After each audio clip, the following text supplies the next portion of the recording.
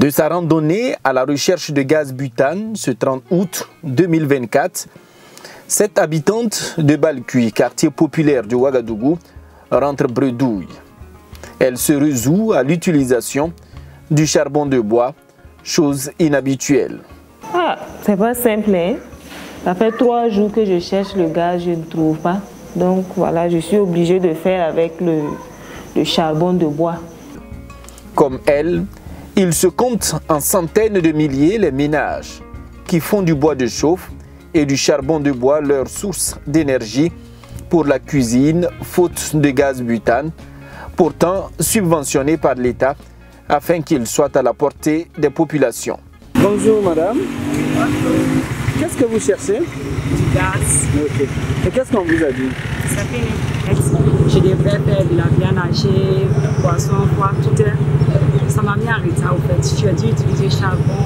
Le bois et le charbon comme option de source d'énergie pour les ménages favorisent des fléaux tels le déboisement et la déforestation avec leur corollaire d'inconvénients sur l'environnement. Avant tout, que renferme la notion même de forêt? La loi portant Code forestier du Burkina stipule en son article 10 que sont des forêts les terrains couverts de formations végétales à base d'arbres ou d'arbustes et d'herbes à l'exclusion de celles résultant d'activités agricoles. Avec ses 274 000 km² et ses 20 400 000 habitants en 2019, le Burkina a une couverture forestière estimée à 5 200 000 hectares. C'est environ 19% de la superficie du pays. Problème, le pays a perdu chaque année plus de 83 000 hectares de forêt durant les 20 dernières années. Il y a une perte annuelle des terres forestières de l'ordre de 83 584 hectares par an. Parallèlement à ça, il y a naturellement l'augmentation des superficies cultivées qui sont de l'ordre d'à peu près 117 000 hectares l'an. De 2000 à 2022, la couverture forestière du Burkina a baissé de 26,43%, un véritable désastre, dont les causes sont liées principalement à 2 facteurs.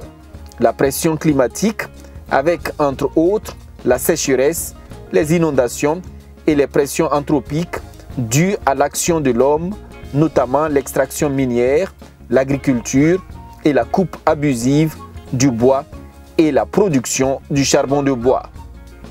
Pourtant, ce ne sont pas les initiatives visant à protéger les forêts qui ont manqué.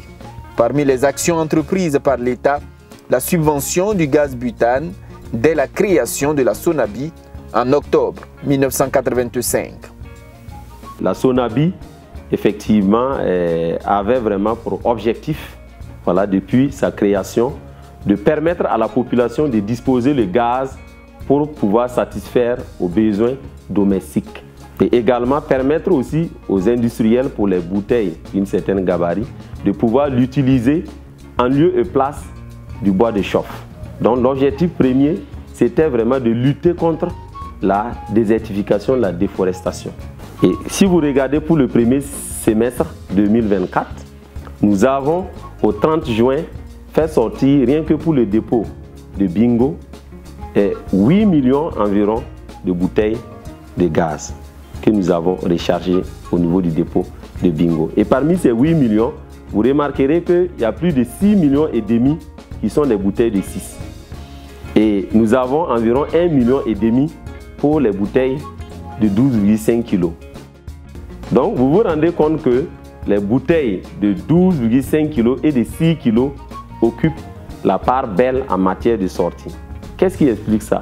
C'est simple, c'est parce que tout simplement ces bouteilles sont subventionnées par l'État. En effet, les bouteilles de 6 kg vendues à prix subventionné à 2 000 francs coûtent réellement 5 400 francs CFA. Celles de 12,5 kg vendues à 5 500 francs coûtent réellement 9 000 francs CFA. Une subvention qui coûte cher. Sur les 11 dernières années, c'est un peu plus de 371 milliards de francs CFA qui ont été consacrés à la subvention du gaz, soit en moyenne 37 milliards par an. Pour le premier trimestre de l'année 2024, c'est un peu plus de 19 milliards de francs CFA qui ont été injectés par l'État dans la subvention du gaz. Malgré ces efforts, le gaz est loin d'être la source la plus disponible pour la consommation d'énergie domestique des ménages à Ouagadougou. Selon les statistiques du ministère de l'Environnement, en 2018, le gaz ne couvrait que 20% du besoin d'énergie domestique journalière des ménages ouagavillois. Le gap est sans doute comblé principalement par le bois de chauffe et le charbon de bois, dont la demande annuelle cumulée pour la seule ville de Ouagadougou est passée de 341 000 tonnes à l'an 2000 pour atteindre 567 000 tonnes en 2016. Une demande qui ne cesse de croître car la Direction générale des eaux et forêts DGEF estime à plus de 2 140 000 tonnes la demande cumulée en bois de chauffe de la ville de Ouagadougou sur la période 2024-2028. Une forte demande de bois de chauffe et de charbon qui contraste avec la demande grandissante du gaz butane. En effet, les capacités d'approvisionnement de la Sonabi sont en constante augmentation. 450 tonnes de gaz disponibilisées par jour, rien que pour le dépôt de Bingo. Et chaque jour, on fait sortir des quantités suffisantes. Qu'est-ce qui se passe? Est-ce que c'est les ménages vraiment qui en consomment jusqu'à ce niveau? C'est là que la question se pose. Le bon sens même veut que si je suis un hôtelier, un restaurateur qui utilise beaucoup le gaz, que j'utilise les grandes bouteilles. Mais vous voyez, les gens sont des commerçants. Les gens ne sont pas, eux, ils ne sont pas dans cette logique. Un jour, j'étais dans un restaurant et un peu dans l'angle, je me suis amusé à compter le nombre de bouteilles de 12,5 kg qui étaient entreposées. C'était pas moins de 50. Créé en 2009, le Comité interministériel de détermination des prix des hydrocarbures, CIDPH, est chargé, entre autres, de collecter toutes les données et informations qui déterminent la structure des prix sur le marché. Le CIDPH, lors d'une rencontre de sensibilisation tenue le 24 mars 2024, révèle que les acteurs non éligibles à la subvention, notamment les hôteliers, les maraîchers et les industriels, consomment 10 à 200 fois la quantité de gaz demandée par le consommateur ordinaire. Nous sommes au secteur 5 de la ville de Bobo-Dioulasso. Uproma Bio est une unité industrielle de séchage de mangue. Ces bouteilles de 12,5 kg viennent de céder leur contenu pour la production de quelques dizaines de kilogrammes de mangue séchée. Ici, on a 9 séchoirs type Atesta avec convection forcée qui nous permet de sortir en moyenne 10 tonnes de mangue séchée par an. Et pour avoir les 10 tonnes de mangue séchée par an, là, il faut prendre 1 kg de gaz pour avoir 1 kg de mangue séchée. Donc, ça dit si vous avez 10 tonnes de mangue séchée, vous avez utilisé 10 tonnes de gaz. Voilà. La filière mangue compte 125 unités de séchage regroupées au sein de la Petramab, producteur transformateur de la mangue au Burkina, dont la majorité est installée dans la région des Hauts-Bassins. Le Burkina occupe le premier rang mondial dans la production de mangue séchée bio, avec plus de 3038 tonnes de mangue séchée bio exportées en 2023 pour une valeur estimée à un peu plus de 10 milliards de francs CFA. Pour la campagne 2024, les acteurs entendent produire 5130 tonnes de mangue séchée pour un besoin en gaz équivalent à la masse totale de mangue séchée. Plus de 5000 tonnes de gaz donc. En effet, l'arrêté conjoint portant énumération des éléments de la structure du prix du gaz butane et fixation de ses prix, adopté le 6 février 2024, stipule en son article 3 que la vente du gaz contenu dans les bouteilles de 1 à 12,5 kg subventionnées par l'État est exclusivement réservée à l'utilisation domestique des ménages qui résident sur le territoire national. C'est vrai que les gaz subventionnés au Burkina, nous sommes au courant depuis longtemps. On savait que les gaz étaient subventionnés pour les ménages. Et donc du coup, ça veut dire que sortir hors de l'activité du ménage, bon, il faut faire part au gaz maintenant qui n'est pas subventionné. Maintenant, pour avoir accès au gaz non subventionné, il faut aller maintenant au niveau des bouteilles. Puisqu'on dit les gaz pour les ménages, ça va jusqu'à 12,5 kg. Et après ça, maintenant, toutes les bouteilles de gaz qui suivent ne sont pas subventionnées. Alors qu'à l'époque, nous avons fait nos essais avec les bouteilles de gaz, surtout de 12 kg, qui est beaucoup utilisé au niveau du séchage. Maintenant, si on doit aller à des bouteilles de grands gabarits, évidemment, on s'est tourné vers les distributeurs pour savoir si effectivement ces bouteilles étaient disponibles.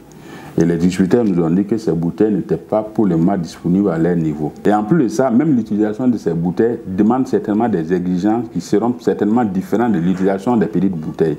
Et tout ça, nous n'y sommes pas préparés.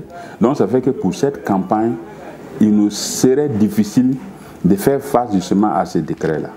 Une dizaine de marketeurs assurent la distribution du gaz auprès des consommateurs sur le marché, avec quasiment 60% du marché de distribution détenu par la Sodigaz. Lorsque vous prenez les bouteilles hors gabarit, les 36 et les 55, ce n'est pas fabriqué ici. Il faut tout un processus pour pouvoir les avoir. Et comme je vous l'ai dit, la décision a été prise en février.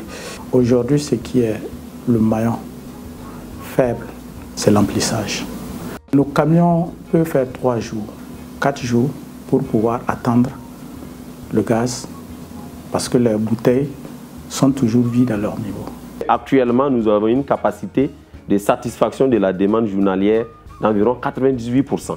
Ça veut dire qu'un marketeur qui vient avec son camion à la Sonabi, aujourd'hui, au plus tard, le lendemain, il est servi. Donc, s'il y a des soucis, c'est forcément entre le circuit où ça quittait, en tout cas la Sonabi, et le consommateur final.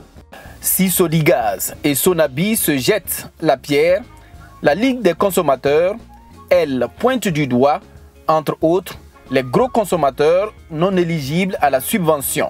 Pour ce qui concerne les unités de production de mangue séchée, si on prend la zone des hauts bassins où on a 25 unités, vous prenez par exemple une unité qui consomme par jour 30 bouteilles et par semaine 210 bouteilles, ou encore vous prenez 25 unités qui consomment par jour dans un rapport là 750 bouteilles et par semaine 5250 bouteilles. Imaginez-vous que par semaine alors on aura 5250 ménages qui seront privés de bouteilles de 12 kg. Et deuxièmement, il y a de la spéculation en lien avec le gaz butanol subventionné aux consommateurs, où on a les bouteilles qui se retrouvent entre les mains des quincailliers, aux abords des voies, aux yeux ou au su de tout le monde. Détournement et spéculation au vu et au su de tous. De toute évidence donc, les objectifs de la subvention du gaz butane en matière de lutte contre la déforestation se trouvent dévoyés. Et si l'on s'en tient aux chiffres de la DGEF, c'est plus de 80 000 hectares de forêt, soit près de 2 fois l'équivalent de la ville de Ouagadougou, en forêt qui disparaissent chaque année au Burkina Faso.